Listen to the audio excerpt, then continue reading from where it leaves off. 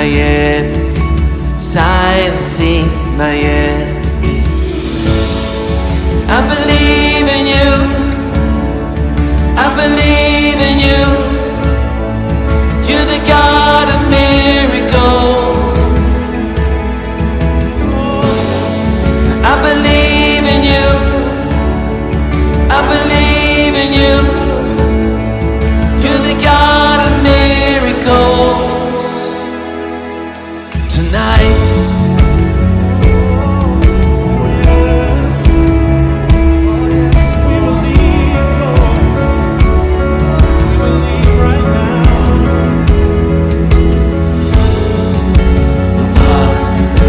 impossible is reaching out to make me whole, reaching out to make me whole.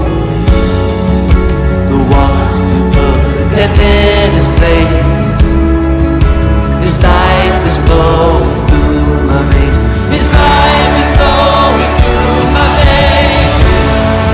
I believe in you, I believe in you.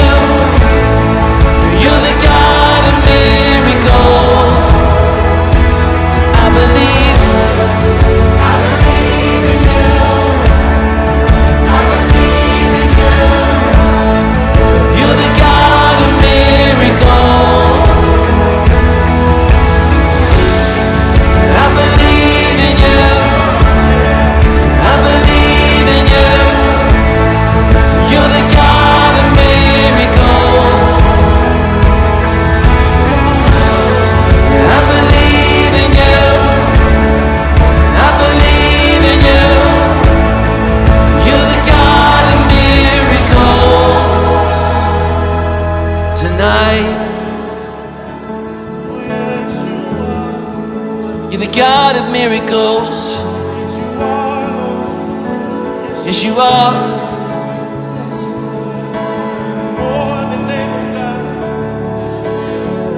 The God of miracles.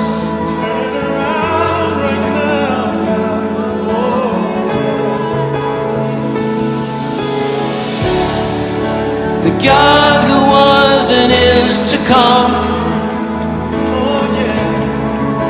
The power of the risen one.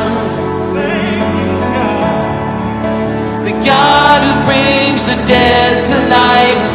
You're the God of miracles. You're the God of miracles.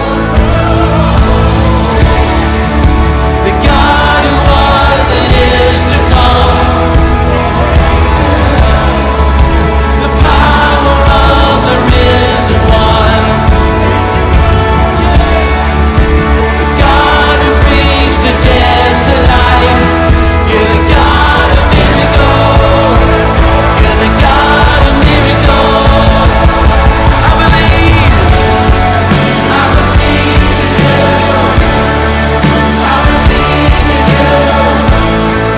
You're the God of miracles. I believe in you.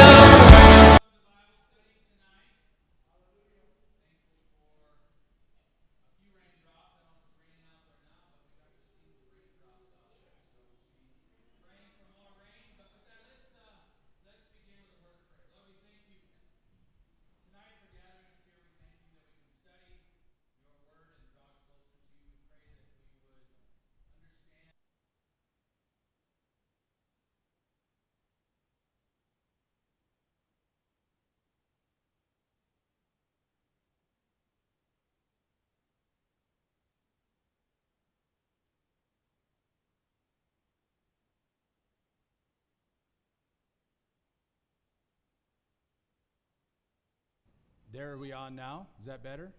Very good. We're in the book of Ecclesiastes, chapter 4. And before we read Ecclesiastes, I open or put a title on the message, Sticky Situation. Sticky Situation. And so I want to use for that Proverbs chapter 18, verse 24. And a man that hath friends must show himself friendly, and there is a friend that sticketh closer than a brother. So that's where that title comes from, sticky situation.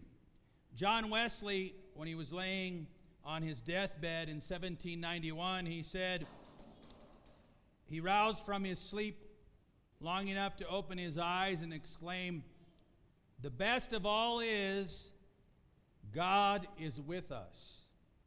Then he closed his eyes and died. So the greatest friend that we have is in Jesus, and that He's the one that sticks closer than anyone, and that we can have our comfort and our strength in Jesus Christ. Henry Ford, and I may use him a little later, but he made a comment. He said, "Coming together is a beginning, staying together is progress, and working together is success." Working together is success, and he would know about that because of what he put together and how that he allowed or gave the opportunity for people to work together. And I want to share this poem, and I contemplated using it because of the direction it takes, but in it, it really does drive a point, and we'll try to tie it in. I think it does really in today's climate, in the political climate, and in just in life in general. It does tie in to where that we have to understand. It says, and this was shared by Paul Harvey. How many are familiar with Paul Harvey and the rest of the story? I grew up on the rest of the story, Paul Harvey. We looked forward to those. And you're like, oh, man, I missed it if you weren't paying attention. But he shared this in 2004, and it's called, "I Am Just a Raindrop." I am just a raindrop. I was born in the sky and settled into a hillside, there to dance in the sun and to sparkle and nourish green and growing things. But there are other raindrops on the hillside, and they invite me to join them for a downhill romp. We become a chain of raindrops, thus able to travel faster. And what do you know? Soon others join us until we become a stream. Now remember, I'm still just a drop of rain. And yet the other drops say, I'm important to them, and they are important to me. And together we hasten downward toward the beautiful forest, and grass bends in our path, and soil beneath us begins to crumble, until my companions and I are carving out a pathway farther and deeper, until we are tearing little gullies in the earth, and then big gullies. I'm just a little raindrop, or a drop of rain. It's my friends who have the power. I'm just along for the ride. Ahead, a towering tree stands majestically at the edge of the forest. And soon my friends and I are playfully ripping the soil from the roots, and its roots from the rocks. And lo and behold, the great tree comes crashing down in front of me. For a long moment, the tree lies motionless, face down, defeated, dying. And then my friends and I are under and lifting and moving the great tree, carrying it before us as a huge battering ram. Nothing can stop us now.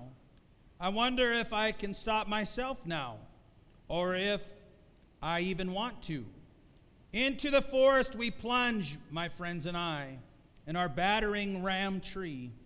Other trees grouped together stand their ground.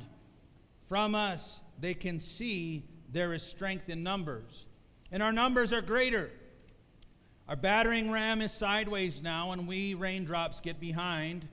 We push with all our might, my friends and I, learning the strength and the weaknesses of the trees. Erode the soil, take out the roots, and you leave them with nothing to hold to. So soon we are a raging torrent, and they and we and the turncoat tree are thundering toward the sea. And I am frightened. I am just a little raindrop, but I'm soiled now. How did I become a part of this?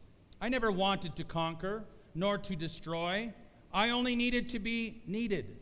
I only needed to be one of the crowd. down there ahead at the end of the valley, dear God, that's a town. I will not be part of this any longer. Now my friends have gone too far too far. I'm stopping right here, right now, but I can't stop. I am no longer me. I am something different than I ever meant to be. I took 1,000 million gallons of water, they say. It took 1,000 million gallons of water, they say, to drown the town that day. So don't blame me. I'm only one little drop of rain. We're talking about friendship and alliances and that which we're a part of and that which we are not part of. And the power of friendship and the power of companionship and the power of, they got the voting coming on. One vote makes a difference or whatever. We can tie this with many different things, but we have to realize that we each individually have an opinion, and what we say makes a difference, and what we believe makes a difference, and that God cares for each and every one of us individually. And so many times, as the poem says, we grabbed a hold of certain things, and yet as we became part of a larger group or a larger congregation, there was power there. And so we have to understand that what we're part of is able to make a difference in others' lives. And it can be for the good or it can be for the bad. And so we have to understand what we're part of is for the glory of God and for the good, and make sure that that's the case in what we're allowing ourselves to be allied to. An alliance that we form with others. There in Ecclesiastes chapter 4, and we'll just read a few verses and then we'll move on and we'll cover them as we go. But Ecclesiastes chapter 4, beginning to read at verse 1. So I returned and considered all the oppressions that are done under the sun, and behold, the tears of such as were oppressed, and they had no comforter. And on the side of their oppressors there was power, but they had no comforter. Wherefore I praise the dead which are already dead, more than the living which are yet alive. Yea, better is he than both they which hath not been, who hath not seen the evil work that is done under the sun.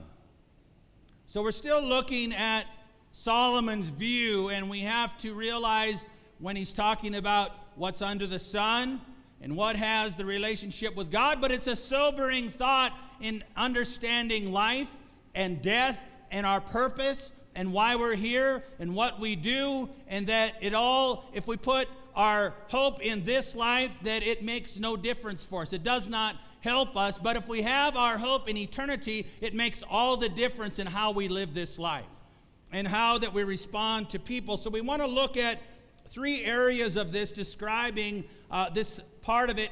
And I guess if you look at the overall view of this chapter, it deals with companionship or loneliness. It deals with that, what fulfills and what gives us comfort. And so that's what we're kind of looking at. And in these first 8 verses, it deals in a sense with things that bring loneliness. And in those categories, we have oppression. Here we talked about the oppressed. He vividly mentioned the oppressed. And then competition and compulsion. When we look at loneliness and the subject of loneliness, and it's very relevant to our lives. It's very relevant to the lives of people around us, because loneliness is real. Loneliness happens, and the enemy of our soul wants nothing more than to isolate us and to make us feel like that we are all alone and that we have no remedy for that, and that we don't have the great comforter, we don't have the comforter, and that we don't have Christ in us, the hope of glory, but that we're all alone. Many times we try to say that, and that comes up, I'm all alone, or I feel alone, or people may say I'm in a crowd of people and yet I feel so lonely. We may have all said that, or maybe some of you may say that even tonight. But every one of us needs others. We need others. Even though we may have isolated ourselves, or maybe we've insulated ourselves, to where that we've minimized that, but deep down we need others. And that part of it draws us to Christ because that helps fulfill that need for others.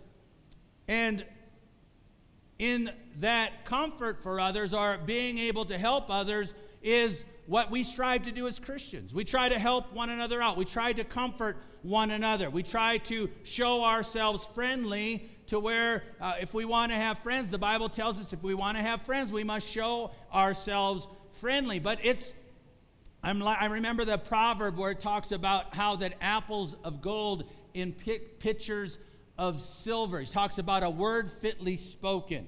And it talks about that centerpiece and how that we say that right word at the right time. It's the fitting thing. It's the right thing that needs to happen. And it's amazing how that a kind word or a phone call or a visit or just a short amount of time or a paying attention and sharing with somebody else makes all the difference in their life. And there may be those that need that comforting word in their life, and we're the ones that are able to deliver that. And we may have even said that. There's a different one. My wife texted somebody today, said, you were on my heart, you were on my mind, and evidently God's been working through that because she wasn't the only one that texted. Others texted at the same time to comfort somebody else. And so we need to put that out there to understand that we comfort one another. But in understanding loneliness and separation, we have to understand that the battle is not against the flesh.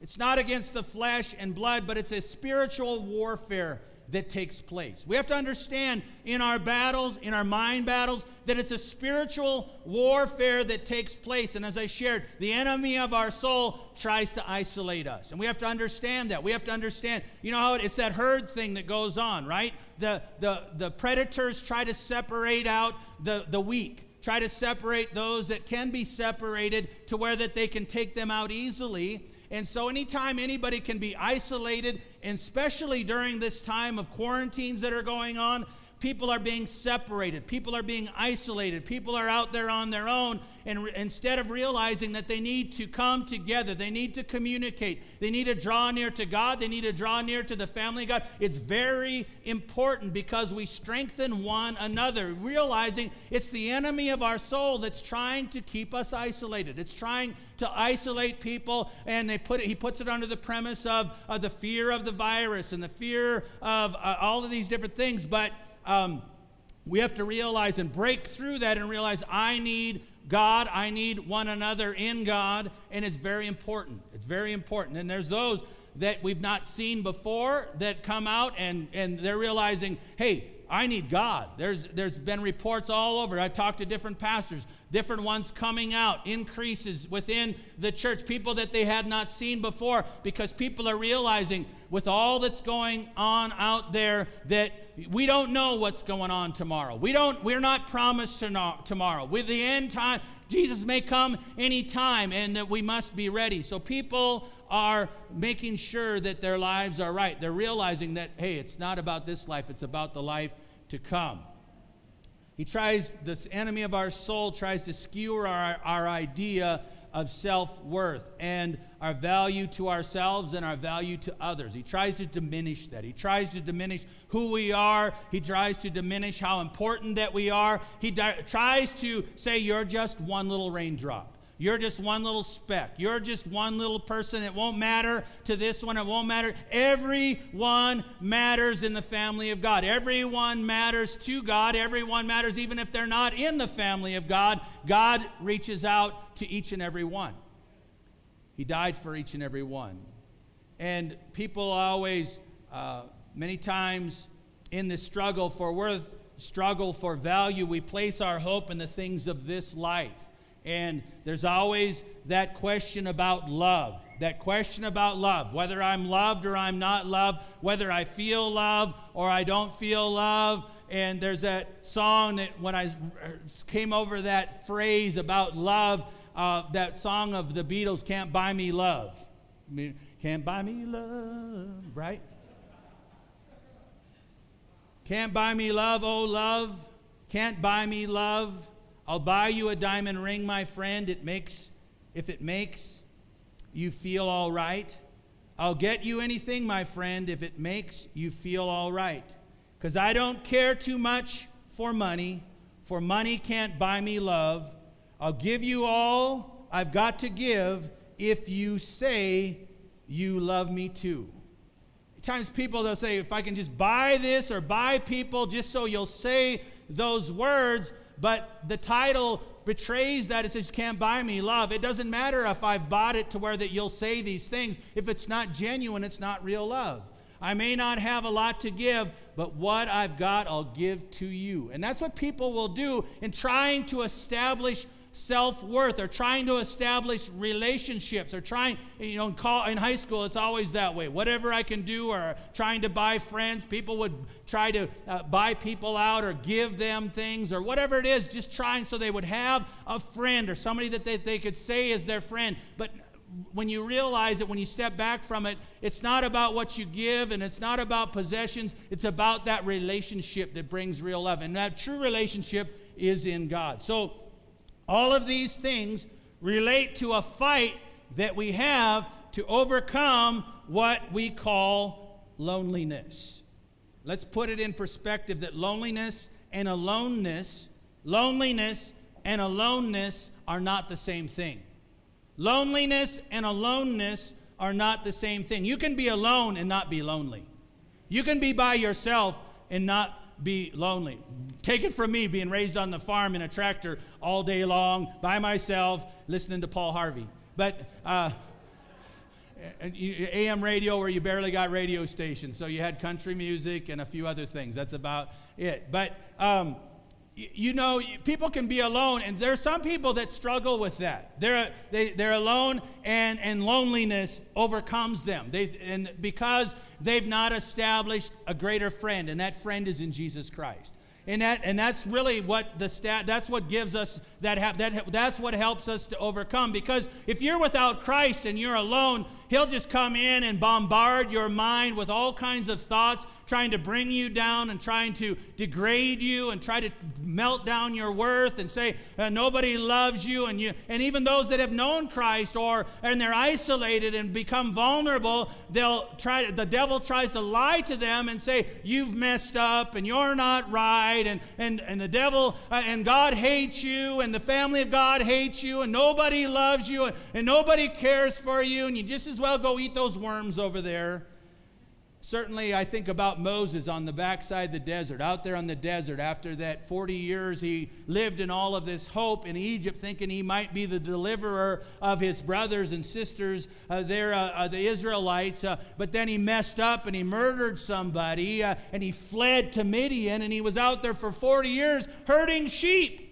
No doubt the enemy of his soul, day after day, told him, you're nobody, you're nothing, and you'll never amount to anything. And yet, what did he amount to? A whole lot. Moses, the one that led them out of Egypt. So there's times that you have to, and there's aloneness, there's alone time. And being alone, sometimes you need to be alone. And I hear mothers sigh, yes, I need to be alone. If I could just be alone for a moment of time. And so we need our own space, things like that. Time to breathe, time to exhale, time to relax. So we have to realize that there's nothing wrong with being alone. But we want to look at these words: alone, aloneness, lonesomeness, loneliness. Loneliness, or lonesomeness is a temporary condition. When you're, sometimes you feel lonesome. It kind of goes along the lines of homesick. Maybe you've went away as a child, different things, teenagers, maybe even as an adult, where you've been away from home for a certain amount of time, and you've got that longing to be home, that lonesomeness, but it's temporary, realizing I'll go back to that family or go back to that situation. And that's kind of a sense of what lonesomeness is. It's temporary, a longing for what was. But loneliness is a condition that you can have even when you're in a large crowd. So let's get into this. What causes? These first 8 verses attribute to this loneliness. We read those first 3 verses. I just want to hit that first one. So I returned and considered all the oppressions that are done under the sun, and behold, the tears of such as were oppressed, and they had no comforter, and on the side of their oppressors there was power, but they had no comforter. So these 3 things that we're dealing with, and the number 1 thing is due to oppression. We kind of dealt with oppression a little bit last time, how that people are oppressed. And when I think about this and we look at what's being brought out here, Solomon said, I see the oppressed. Or the writer of this is talking about the oppressed. And we have to realize who's writing this is Solomon, right? He's the king. They're in a country that has a monarchy that's going on, kind of a modified monarchy. He's the ruler. He's the one that sets the laws. He's the one that puts things in place. And he's saying, I'm beholding the people, and there's an oppression there. He's looking at the loneliness of their life. He's looking at the loneliness of who they are. But maybe as the monarch, he's in a sense feeling a bit of loneliness on his behalf. So we have to understand in the writing of this, he's the king. But he's making the observation and saying, these people are being oppressed. But in every government, in every time throughout history, there's always people in every land that get the short end of the deal, that they are the oppressed.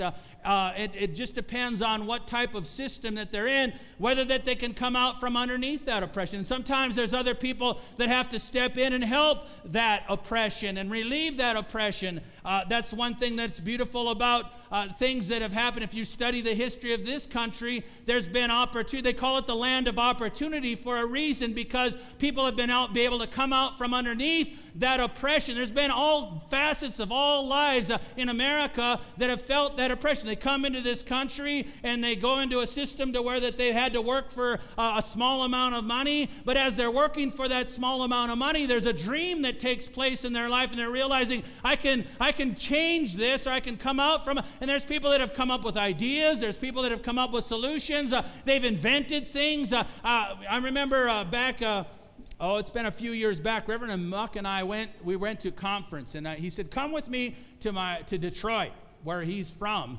And we went there, and I've been listening to some documentaries about the Industrial Revolution, and it just fit in on a timely fashion because we went to Detroit, and that's all part of manufacturing and the Henry Ford Museum and all that was there. And now if you ever want to see a man's museum, that's the Henry Ford Museum, because it's all about building things. It's all about making things. It's about trains and planes. Well, not about planes, but trains and steam engines and electricity and invention and all that's going in. Cars. There's all kinds of cars because it's the Henry Ford Museum. But what is brought out about there is how that he had a vision for the people, because in the Industrial Revolution, the conditions in America for progress were great. There was a lot of things that were great. They were building railroads. They were making steel. They were building cities. There was a lot of things that took place that made America as it is. It was great. It was growing and things like that. But the people many times were working in very poor conditions. But because of the way that the government of America is set up, they were able to change that in many cases. And Henry Ford, as a man, he wasn't a rich man of having a huge amount of money, but he had an idea and he had a dream. And one of his dreams was that all of Americans could drive a vehicle.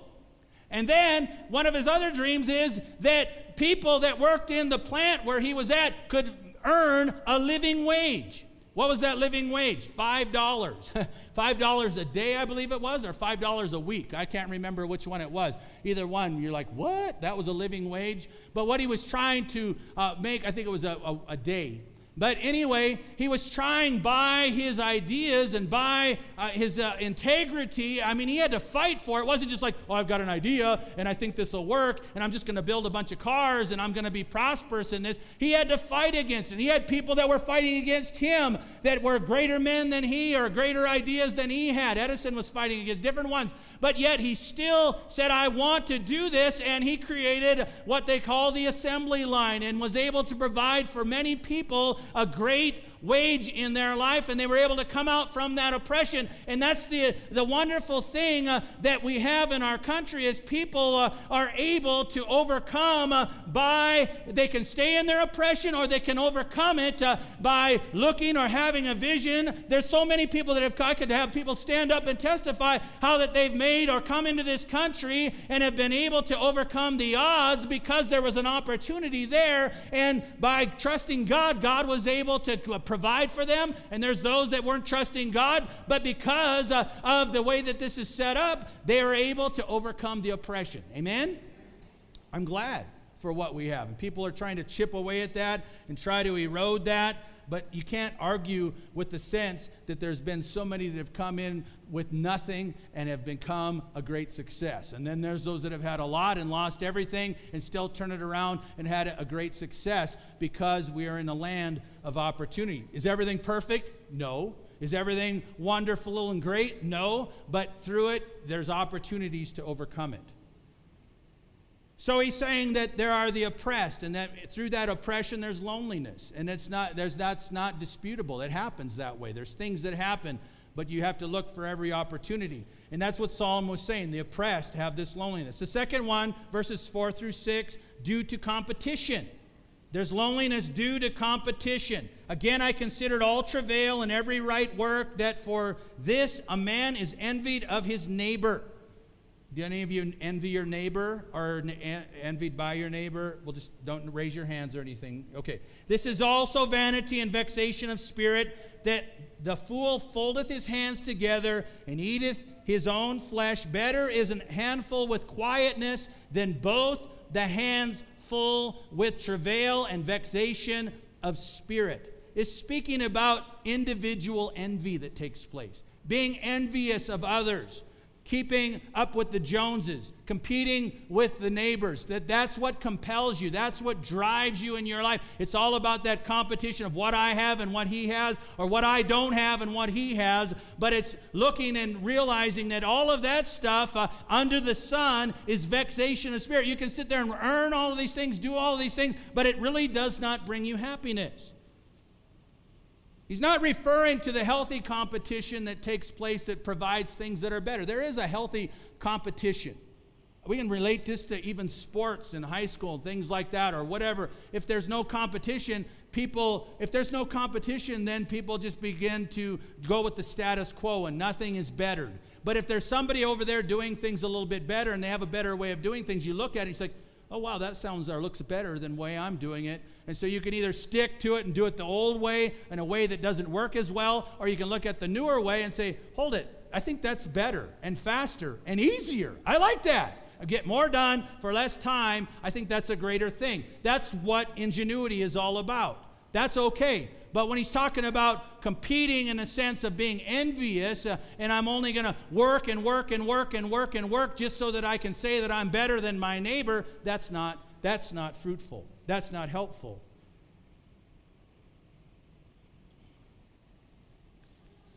All right.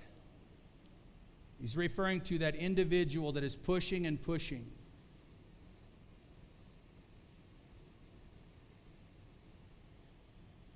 The third thing, due to compulsion, 7 and 8. Then I returned and I saw vanity under the sun.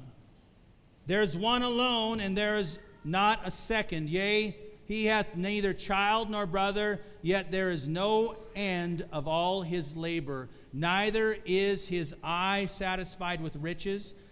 Neither saith he, for whom do I labor, and bereave my soul of good? This is also vanity, yea, it is sore travail. The Hebrew word here he talks about there is one alone. He uses here is echad, or the number one in the Hebrew in counting. He's talking about being by yourself. There is one alone, and there is not a second. I mean, there's nobody with me. The Lone Ranger, the lone one. But even the Lone Ranger had Tonto, right? One alone, isolated, empty, without companion. One alone, without another or without companion. The higher you climb, the lonelier it gets. Some people do that. They climb the ladder of success. Not saying success is bad in itself, but if you're stepping on everybody on the way up the ladder, you become very lonely and you become isolated from others. And that's kind of the way our society is set up anymore, as far as the way that people become isolated. It's geared towards that, becoming less and less accountable to others. And the fabric of our nation used to be the importance of the family. It used to be the importance of having one another, the fabric of a community and the family, but it's been torn down. It's being torn down more and more to where that they're not becoming together as a community or as a group. That's why the church is so very important, to where it brings the community together. So he's saying, why would we want to have that emphasis on gaining all of these different things, and we don't even know, we gain it all, we bring it all together, we accumulate all these things, we don't even know who we're leaving it to, and if it'll be a help to them or a hindrance to them. Kind of like that Ebenezer Scrooge type thing going on.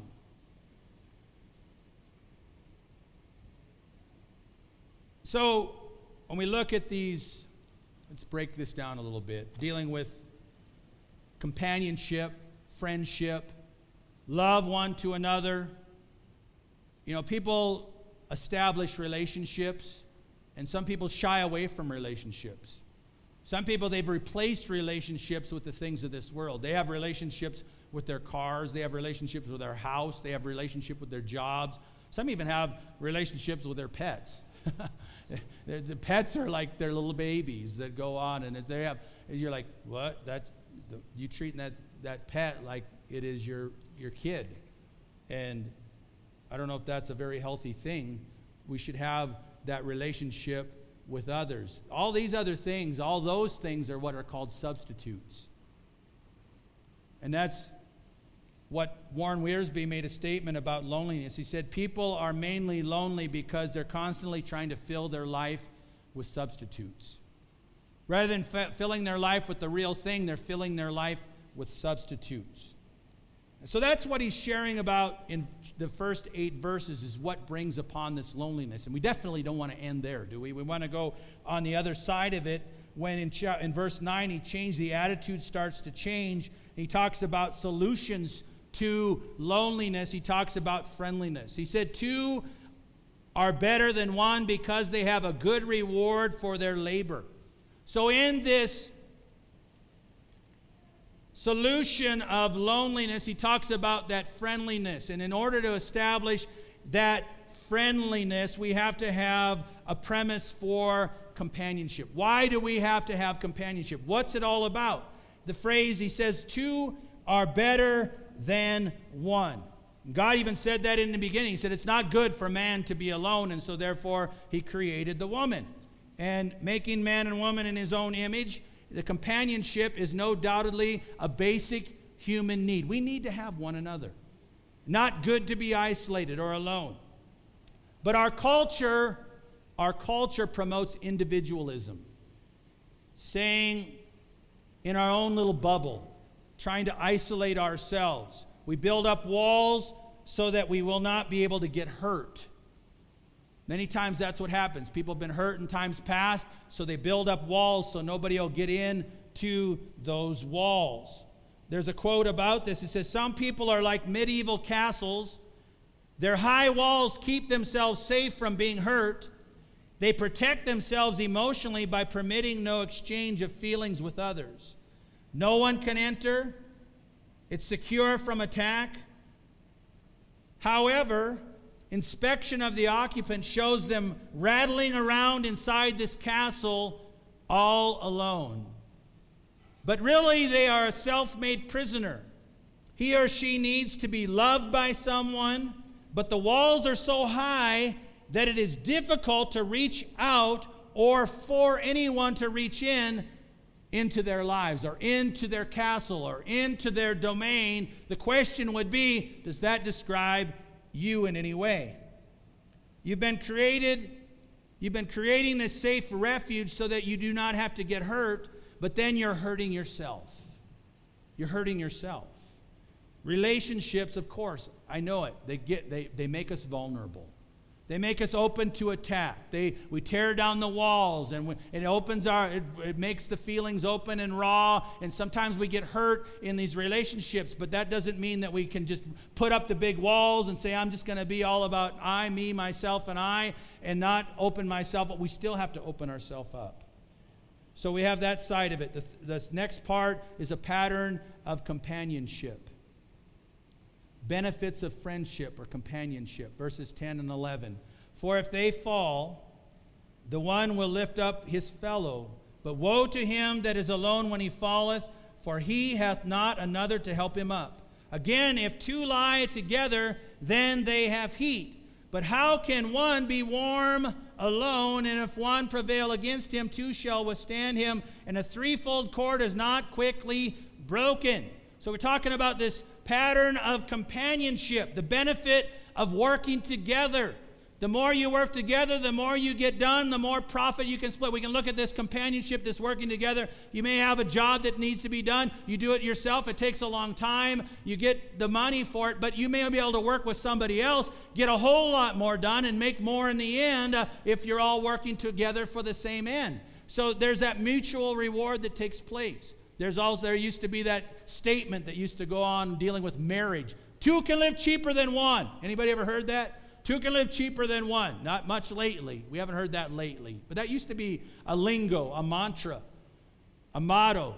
They even made songs about it. Potatoes are cheaper, tomatoes are cheaper. Now's the time to fall in love. That's what they used to say. You can cook a meal and you share it, right? Now you have to go out and eat and you spend twice as much.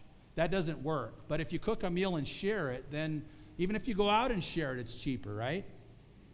So we have a mutual reward, and then we have a mutual reassurance. He says if they fall. If they fall, one will lift up the other. So the question is, when he makes a reference to somebody following, the question is, what kind of fall is he talking about? What type of fall is being referred to here? I guess it really doesn't even matter what type of fall, but you can trip and fall, slip, trip, and fall, whatever. Go up the stairs. You ever went to the top of the steps and hit that last one, like out here on these steps, or going down, and some will step back, make sure that you're okay, and then laugh at you. But then there's others that'll come along and lift you up and help you up. That's a good thing when there's somebody, especially if you get hurt, somebody there to lift you up. But there's others, and remember that commercial about the elderly people. I think it's Lifeline or whatever that it is. Help, I've fallen and I can't get up, right? There's that's going on. But we can have those that help lift us up. But there's other times that we fall. There's times people have fallen in business. There's times that people have fallen into a trap that's been laid by the enemy of their soul. And at those times when we've fallen into a place where we don't feel like we can get up, maybe we have failed financially, maybe we failed in God, we failed in our life in God, and we feel like we can't get up. It's in those times that we need the most reassurance from a real friend that's able to stick with us closer than a brother. We need somebody that's able to be with us, to help us, to back us up.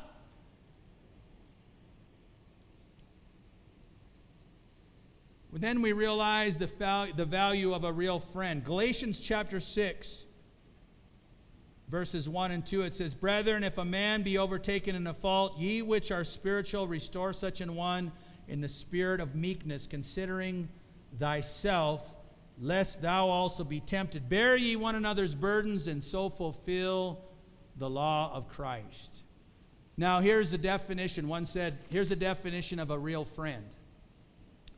A real friend is when you have made a fool of yourself and they do not make you feel like you've made a permanent job of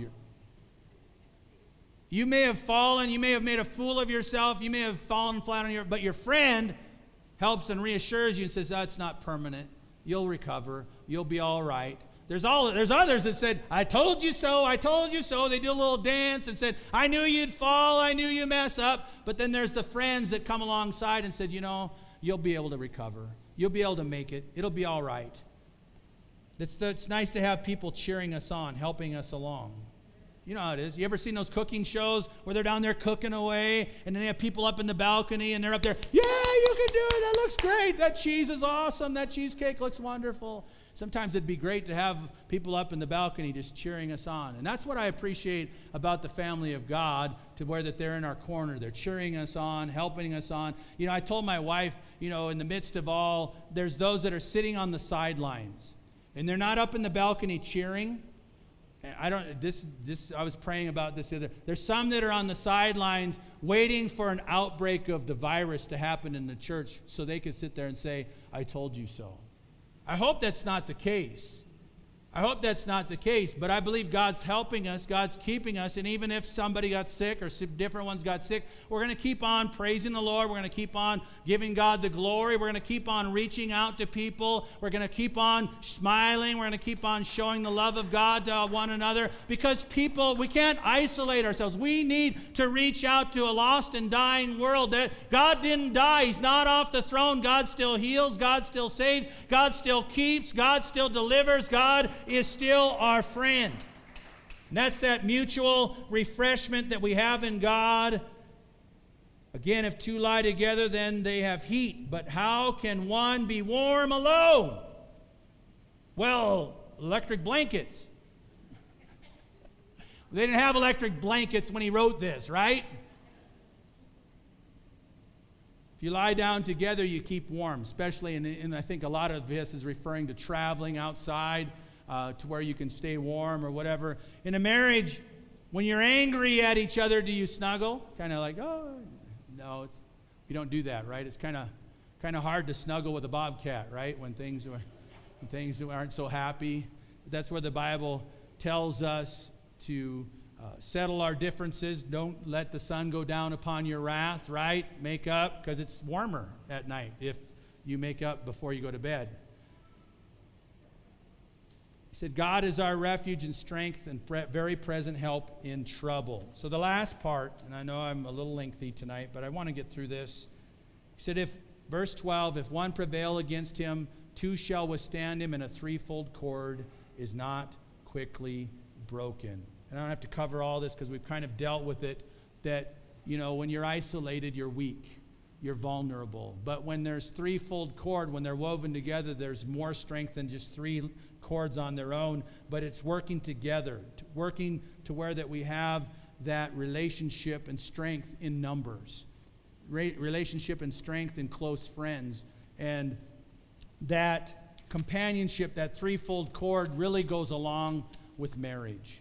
When you look at marriage, when you look at a husband and a wife, and they talk about a threefold cord, well, that's two, sir. Well, the third cord is God, woven into a family, and that's that strength that comes in. And that's the way that it has to stay strong, is where you have the man and the wife and God working together to where there's that strong unity together, growing together, that strength that goes to where that we don't fall, to where that we don't falter. And that's why we even brought up last week for people that are in relationship where God's not in the middle of that. You got to be praying for them, praying one for another, strengthening one another, and to where that we're sticking together. The sticky situation, friends sticketh together, sticketh closer than a brother in God. And so I know we rush through some of these things, but some of it's redundant from times past, but we want to emphasize that it's so important that we as a family pray for one another, lift one another up, and help and look out for one another. I know there's some that aren't here tonight that we're not able to be here, but there's some that really need our assurance, really need us to come alongside and to help them and comfort them and lift them up in prayer. In prayer. That's not weakness. That's not, I guess all I can do is pray. Yes, we can. That's the greatest thing that we can do, is pray for those that are sick, those that are in the hospital, those that are suffering, and those that are at home, sheltering in home in fear. I pray that we just pile on the power of prayer on them and give them strength and comfort and also words of encouragement. So with that, let's pray. Lord, we thank you for the power of your love and the power of your word and the power of friendship. The friendship that we have in you, the strength that we have in you, and the strength and friendship we have in the family of God. We appreciate the love and concern and prayers of each and every one towards another, that it's not just about themselves, they're not isolated. And if there's one here tonight that just feels overwhelmingly with this loneliness, Lord God, I pray that they would just open up and realize, God, that you are a friend that sticks closer than anyone, and that we can have that companionship in you, that we do not have to be alone, isolated, or vulnerable, that we can be strong in the power of your strength and of your might. We ask these things in the name of Jesus Christ. Amen. Who